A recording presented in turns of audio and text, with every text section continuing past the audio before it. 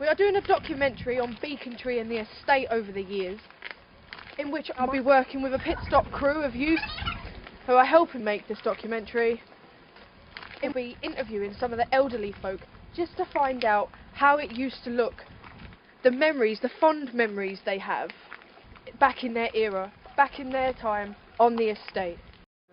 I suppose all these memories will all be lost, wouldn't they? You know, if they're not recorded, they're all lost. Yeah.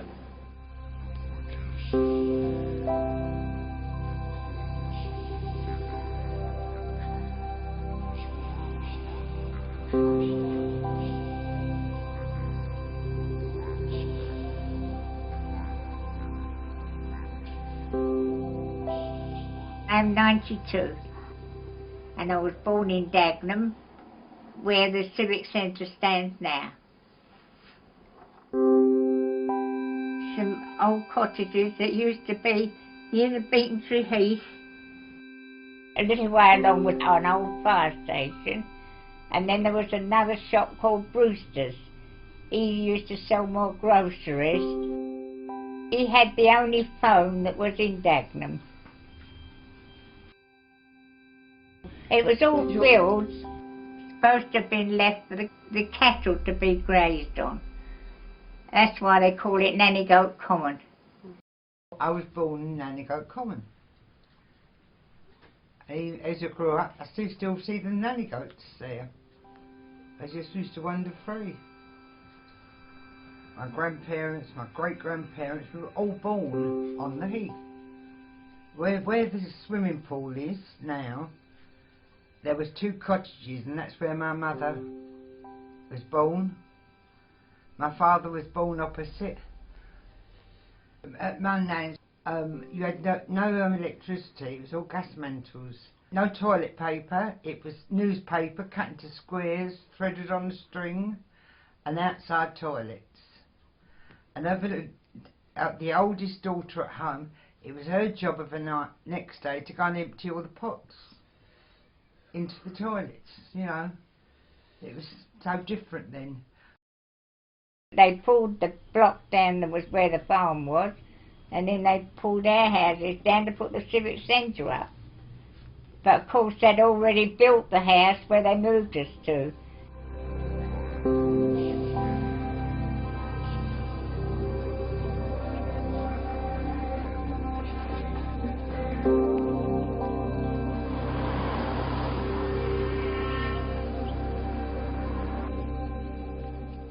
When they started bringing the people over, my husband and them came from Charlton. They brought them from Charlton and housed them over here. And I mean, that's how they brought them from all different parts to Dagenham. In Forest Gate we only had 2 rooms, and so 5 of us were sleeping in 1 bedroom. Mum and Dad applied for a Dagenham house. And I must say that when we moved to Becontree, my mother said it was like heaven with the gate open. Bert, perhaps you've heard of me, Bert. You've had word of me, jogging along, hearty and strong, living on plates of fresh air. Happy and strong, living on plates of fresh air. When we came to Becontree Estate, all I could think of was fresh air and miles of space. So everywhere was free, and nothing, not many houses had been built on it, and there was parks all round, and all I could think of was, oh, I'm in heaven. Very strong community that we lived in Barnet Circus. The people from Bow, like my husband's family, they were living in the slums. They were clearing it out, so they had to move to Dagenham. Why? Well, it was the overflow of London, actually, in them years. Those years, in the 30s, there was an overflow, like it is now, today, really. We were in the Blitz in Bow, you know, but we got all bomb blasted. And we all moved up to here. In them days, Well, you thought he was in the country, yeah. It was very much different to our poverty-stricken life in London, yeah. I'm Burlington Bertie from Bow.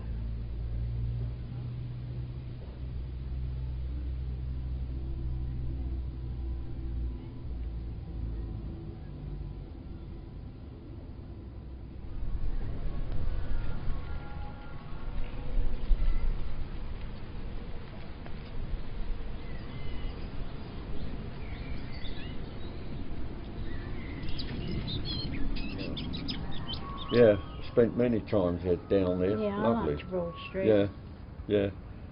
Oh yeah, they're all changed because they're built all around there, and yeah, it's a shame. I mean, a lot of these places you wouldn't recognise Yeah. at all now.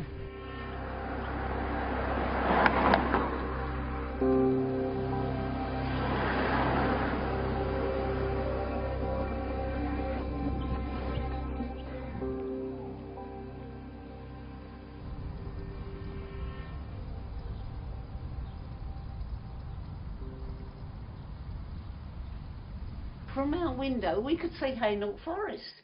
All those houses weren't there. I mean, as I grew up, when we walked to Hainault, we were out in the country. We'd go camping out there in Hainault with the farmer at 1 and 6pence to camp there. And we go fishing in the streams, you know.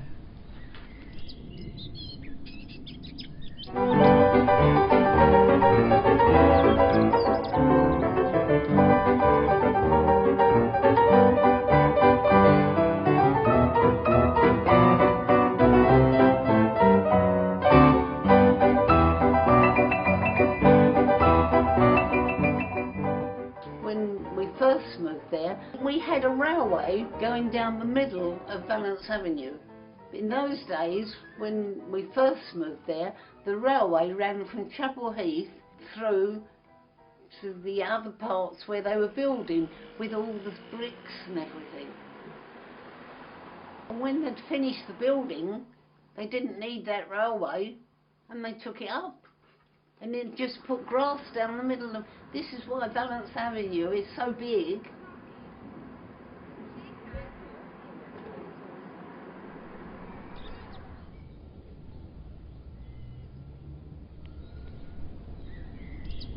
I remember my mum telling me when people first moved down from London, there was a few people committed suicide. Couldn't stand the quiet, because they couldn't stand the quiet and they couldn't stand the countryside. In London, people were like one big family. You used to have a whole family maybe live in one road. Yeah. And of course, when they moved up here, they had nobody. All the closeness and everything else had gone, you know.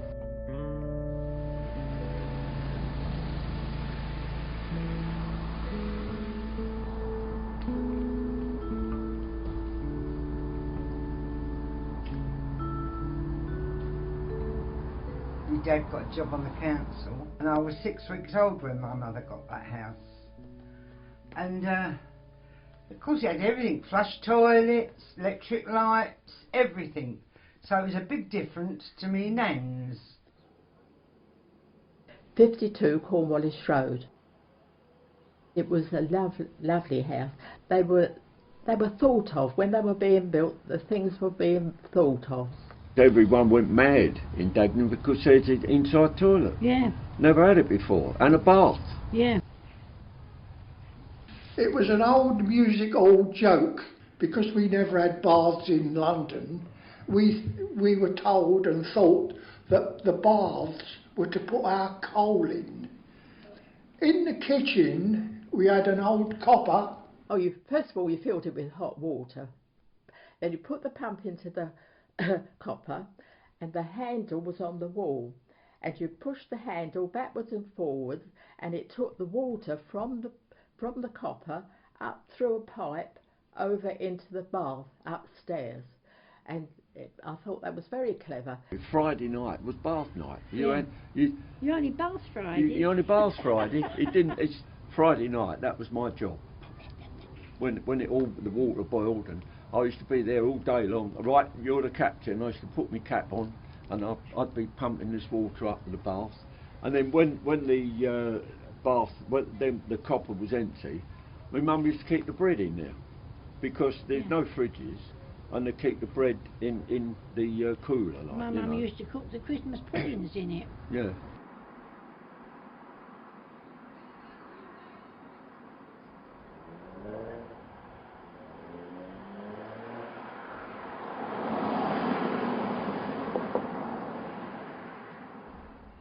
The council, when we first come, they used to come round and they used to cut all the head rivets twice a year. They used to decorate the houses every 5 years, and inside every 7 years. They used to wallpaper one room and emulsion the other rooms, and they used to do lots of jobs, but they hardly do anything now, but they still put the rent up every year. Oh yeah, you had first, second prize in the garden. The council give you a prize. Oh yeah, my dad had got prizes. You looked after. The big yeah, the thing. Council had a competition for gardening. And you got so much free off the council, plants and stuff like this. Quite good. You had rules, and they were very strict rules about keeping the front garden clean and cleaning your windows and keeping everything polished, keeping the step clean, and then every week the rent man used to come round and he'd be banging at the door, and no one had answered because they didn't have the rent money, couldn't pay the rent, and nobody had answer, like, you know. And off he'd go, like, you know, and somebody used to call him Hitler. My sister was born, we had to have a bigger house, and it cost 15 shillings, and my mum said she couldn't afford the extra 3 shillings, so she sent the water heater back, so we never had a geyser, because it would have cost £1 shilling a week. But that's how poor the people were, you see. It's weird, really. He used to come round and he had a satchel round his shoulder, and he'd have his book, and he'd go down up the road, he'd got a bag full of money. But he got mugged one day, so then they built a rents office, and we used to go to the rents office and pay the rent.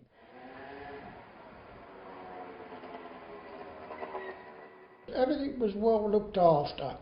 Everything looked uniform and neat. All the same, yeah. Yes, it was very neat on our estate until they started selling houses and altering them. I think it was better in them days than it is now, with all the houses with their different fronts and all backs. big building bits on, don't they? Everything looked lovely. For instance, walk down my road, how many flower gardens did you see down here? How many have had them concreted over to put their cars in there?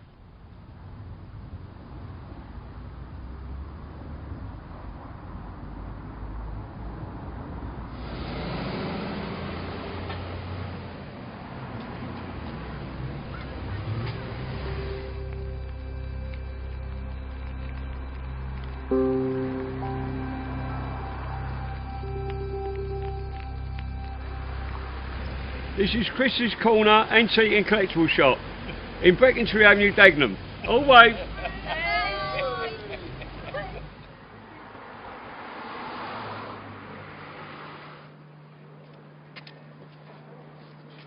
In the school holidays, it seemed like it was always sunny years ago. We used to play in the street games. We'd have an old rope, we'd stretch it across the road from side to side, and we skipped in the middle of the road. That's one of the things we used to do. You know, you played cricket in the street, or you played football, and at that time you could play in the street for about 2 hours before a car came along.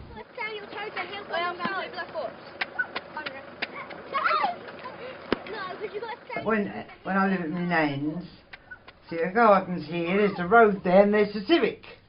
It was right by us, and we used to watch it being built. And we used to sit on the steps of the Civic and make out we was princesses, and that was our palace being built, you know? Every day we used to go over and sit on the steps and make out we was Queen of the May. We used to have water each side, and when it used to freeze up in the winter, we used to put socks on over our shoes and slide all over it, and often it went through, you know. And then they stopped it and they filled it all into flower beds.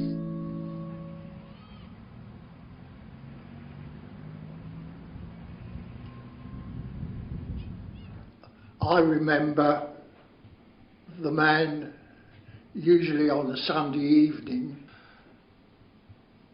he used to come round with a tray on his head with Indian toffee, which I think now is candy floss, but I'm not sure whether they're both the same. But he used to come round with Indian toffee. Another man would come round with muffins, with a bell, ding, ding, ding, muffins. I remember the milkman coming round with his awesome cart, and every so often something would scare the horse and it would bolt, and it would be found miles away in a road right across the other side of the park with all our milk on and a few bottles busted.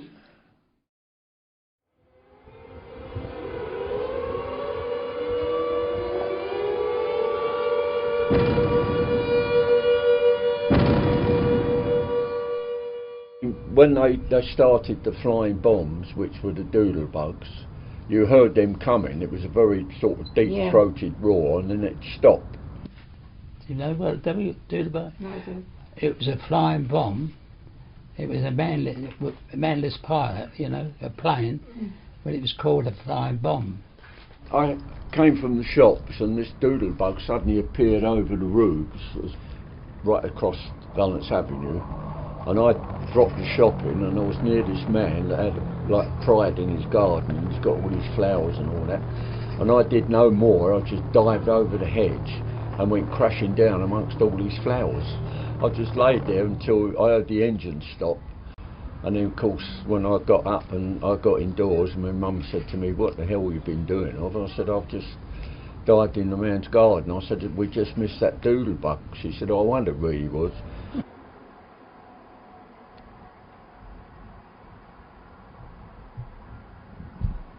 I am Shannon reporting from Catch22, and we are standing exactly at Becontree Estate, the centre. Valence Circus, that's a completely round ring it is, and it had 2 arches. And as I was coming along, as I was walking up Dagenham Road to come home to Valence Circus, we got strafed. So I ran under the arches, and because he couldn't get them, and got to safety. And if the bombs had been, we used to go to Taejo's Park and run up and down into the bomb craters. Shelters. Yeah, we had shelters all along the roads then. Kids loved getting in them, and the man would shush us out, get out, you know.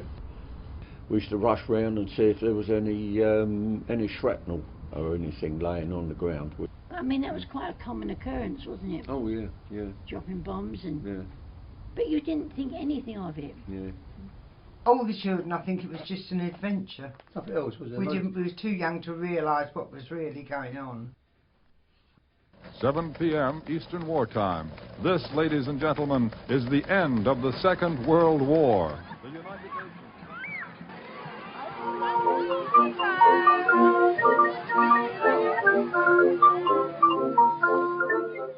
Park was central life, because I was over there. In the summertime, that was our life, to go over the park. Mum would make the sandwiches and a bottle of lemonade, and you'd be over the park. We used to come over here about 9 o'clock in the morning and stay here till round about 6 o'clock at night. This was our happy hunting ground. On Thursday afternoon, everybody congregated round the bandstand, and we watched the performances and that. They had an orchard in the park, and I'd been scrumping, and the park keeper caught me. Scrumping, we called it. Basically borrowed, yeah. Borrowed them and never give them back. Yeah.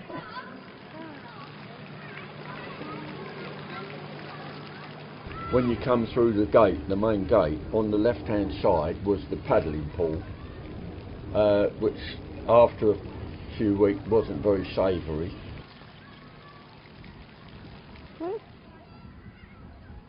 And we also had a nice lake over Barslows Park. That's right, flamingos. Yeah, and swans. flamingos, and it was a very nice park.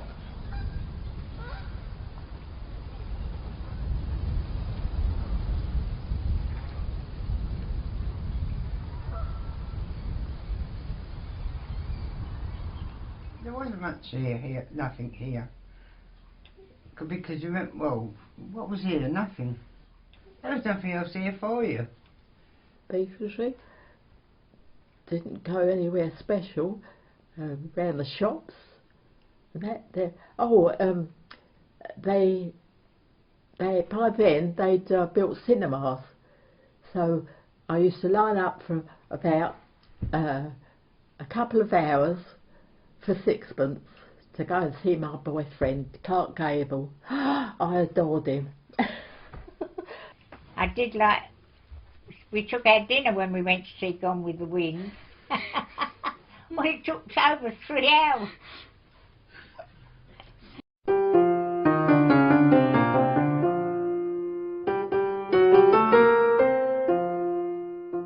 People used to make their own enjoyment. They used to play cards a lot.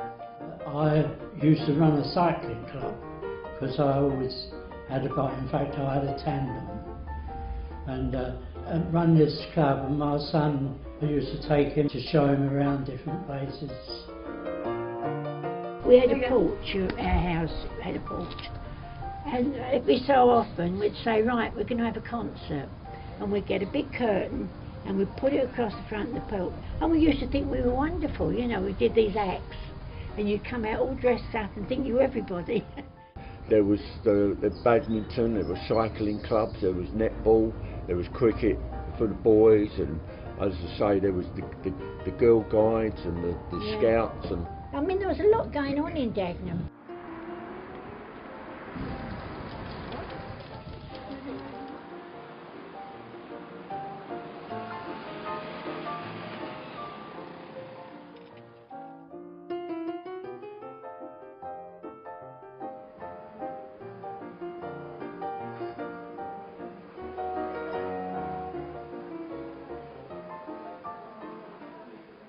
I met Bill at Kingsley Hall. I was only 15 and he was 18. And he said, would you like a dance? And I said, I'm sorry, I can't dance. So he said, come on, I'll show you. Well, he did show me. I've got gold medals.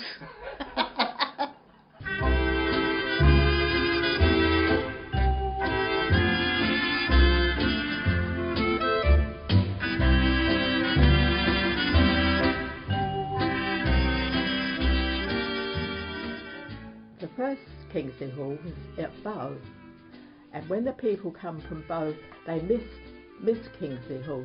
People had nothing and they were used to going somewhere on the Saturday night, you know, we used to have little dances and things like that. So, of course, they kept going back and saying, why don't you come down and build a Kingsley Hall down, you know, where we live? And that's what they did. I started Young Mums. We used to meet on a Wednesday, and the little children all used to go over to the old hall and play, which gave the mums a chance for a little chat. And then when we retired at 60, we were able to give something back to Kingsley Hall by running this dance, you know, every week. A star fell out of heaven. There was something every night for anyone. Not only enjoy lunches, but I also play short nut bowls, and I also, along with Rita, me and her are dancing partners. Life is so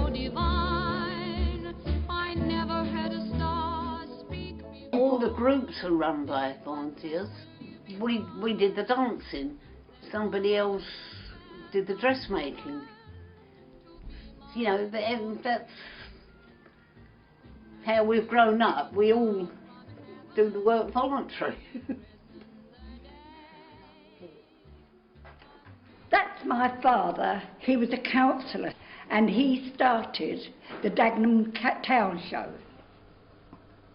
Then it was all done for the love of it. He done it for the community. But now they get paid now. He would give the children days out. He started the boys' club and gave some of the boys somewhere to go. I think he just wanted everybody to get involved with things.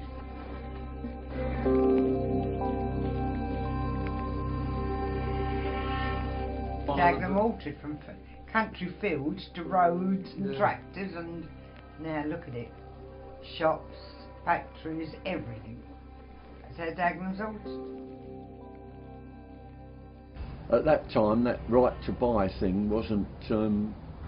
20 odd years, isn't it? Yeah, you when they first bought them, you had to wait for 3 years before you could sell the house, and then of course after 3 years, a lot of people didn't think Dagenham was good enough, and they wanted to sell their house and get out. Yeah, broke the community a lot. And then you've got landlords who bought the houses, and then you could put any old riffraff along, they paid the rent, and it'll, you know. Yeah, everything changed. And now, if you go down a street where people have bought their houses, you ask them who the neighbour is 3 doors down, and I bet they don't know. No.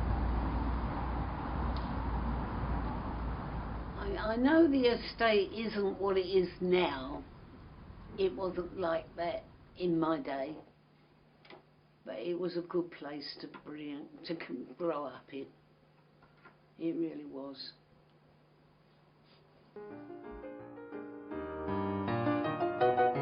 My name's Rihanna, working for this project, getting to know the history of Becontree because I didn't really know it, and like interviewing the elderly made me like realise there is quite a lot of history behind Becontree.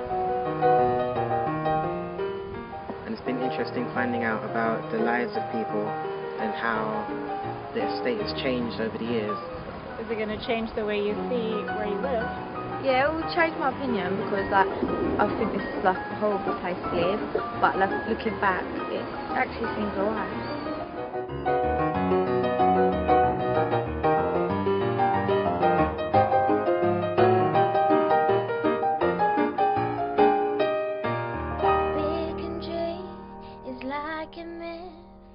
Some people hardly knows where it is.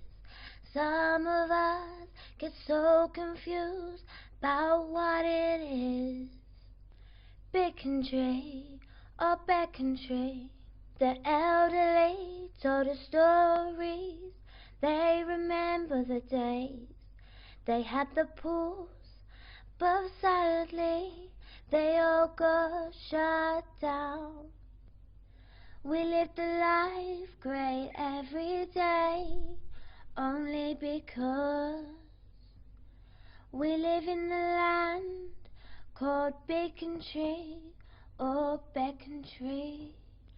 Remember, you've only got one shot. Do not miss your chance to blow. This opportunity comes once in a lifetime.